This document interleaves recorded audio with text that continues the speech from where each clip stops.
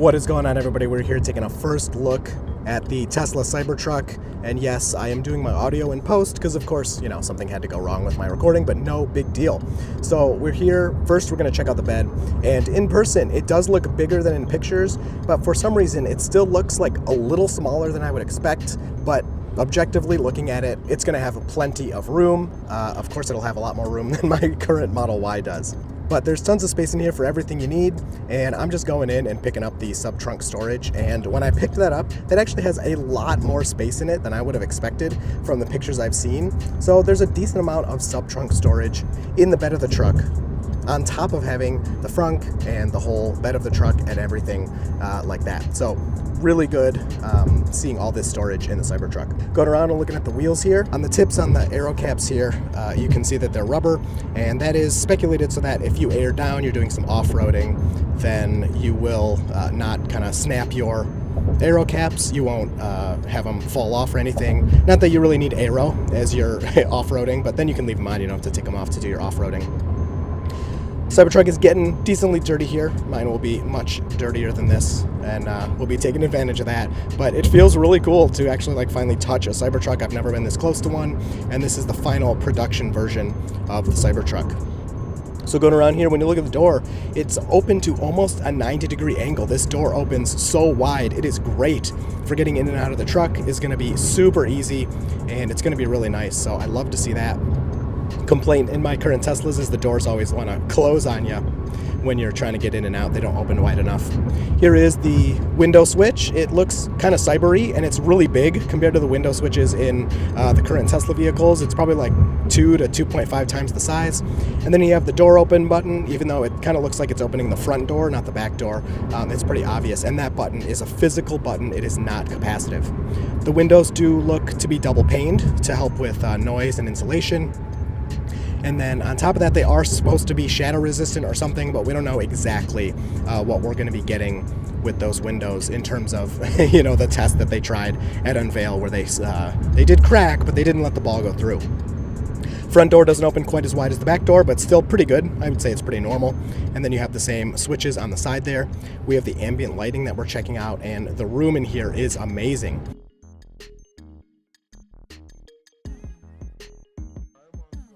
So just getting some pictures here of the screen and checking everything out. I mean, it's really amazing to be seeing this Cybertruck. Now, I didn't expect this piece to be here above my head. I thought it just was glass all the way up, and then there was glass in the back. I don't know if that has something to do with the aftermarket light accessory at the top or what's going on, but that seems to just be part of the truck. So the front windshield is huge, and it does definitely give you that Model X vibe. Feels really nice. The sun visors are awesome, though. They are massive. They get much bigger than the sun visors in any other Tesla vehicle. Really happy to see that. And then they attach to the side there with magnets, just kind of like on the Model X. You see that little piece goes in and out, and when you push that back, it just magnetizes to stick onto there. But that's going to block a lot of sun. That's always a complaint of mine in other Tesla vehicles, is I get a lot of sun in my eyes. And then just a little interesting thing, this piece here on the sun visor, the whole thing physically moves back and forth as you're moving that sun visor. So a pretty interesting way to solve that problem from Tesla there. So I'm just going to go into the menu here, act like this is my truck, why not? And we're going to open the glove box, and I was very surprised to see it opens like a drawer instead of dropping down, and it slides out very nicely. There's some pieces in here I don't want to mess with, I don't know what they're for. And then you just barely touch it, and it slides right back into place. So we'll do that one more time. We'll open it, it slides out like a nice drawer, and it slides right back in. I actually love that implementation. It's very cool. You can also see in the center there is where your key cards are and everything. That's how you can start the truck if you don't have the phone app. It's just like the Model S and X, works just like that. We have all-weather floor mats in here. I don't know if those will come standard or not, but I would hope so, especially in a truck. You don't want carpet down there. Now, this big open space I'm not a huge fan of, but I'm hoping that they're going to have some aftermarket accessories that we can put in there, kind of utilize all of that empty space there. Coming around to the front, you can see the frunk opening. It is a powered open and closed frunk. Thankfully, Tesla's first, and it's really nice to finally see that. It does almost take out Kim there, but she has some good reflexes, and she dodges it. So that would have not been good. The lights in the front look really good. I'm loving the light bar on top of the LED lights we have in the front. All right, so going around to the driver's side here, we can check out the giant windshield wiper. It does look to be all one piece. I think some earlier prototypes, it looked like it was just two smaller wipers kind of on top of each other. It was honestly hard to tell, even getting really close up to it and looking at it, if it was one giant wiper or kind of two separate pieces. But either way, it does the job, and we'll get to see it here in a second, actually wiping off the windshield from some of this Texas rain. All right, so checking out the windshield wiper here, it looks real goofy in person. I mean, whatever, it gets the job done. I don't actually care that much, but it does look pretty silly. And then it's also funny to see it stop at the bottom here. So obviously in most vehicles, the windshield wipers stay at the bottom and they're kind of hidden under the hood. And that helps with aero. Well, in Cybertruck, you can't do that, so they keep it in the vertical position, which is basically the best you're going to get in terms of aero.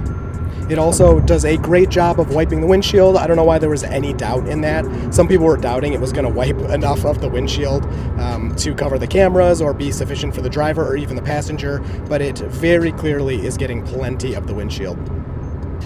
And then I wanted to check out the mirrors here and see if there was any like obvious way to take these off, and it doesn't seem obvious. Now, we've seen pictures online where they were off before. It looks like you may be able to just lift it straight up. Of course, I didn't want to, do that on this Cybertruck. That's not mine. All right, so first look at the Tesla Cybertruck. I am super excited. I can't believe I got to see it up close. It's been 4 years of waiting, but here we finally are. I am even more excited to take delivery of mine.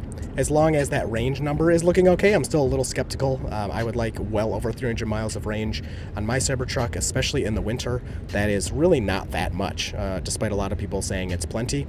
In the winter, when you lose a lot of range, it's you could always use more. And then a few more pieces of information I want to throw in here that I didn't have at time of filming. Tesla is releasing a rear-wheel drive, all-wheel drive, and Cyber Beast Cybertruck. We have the middle of the road, $79,990, so you'll still get the tax credit, all-wheel drive. It's coming next year, 2024, 340 miles of range. Some other specs I'll put on the screen. This is the one I will be going with. I do wish range was a little bit better on this one. I would love to see over 400 miles, but there is also the extended pack, which I'll talk about in a second. All things considered, it is looking good, and I will be excited to take delivery of that vehicle. As of now, you can go on Tesla's website and you can order a Cybertruck. Right now, you can order the one you want, and then you'll be contacted at time of delivery.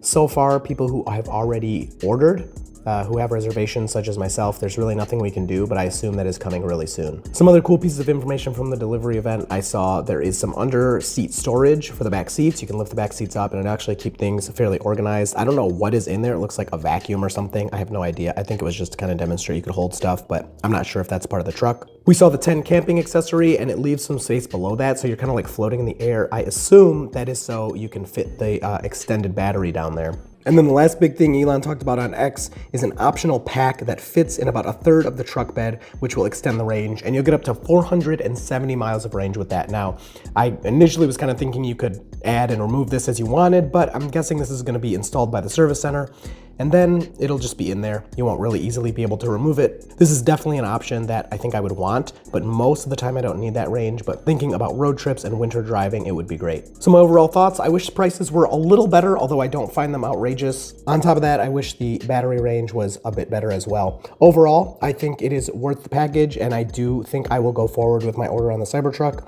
Can't wait to get to drive one. Hope you enjoyed this one. You'll see me in the next video.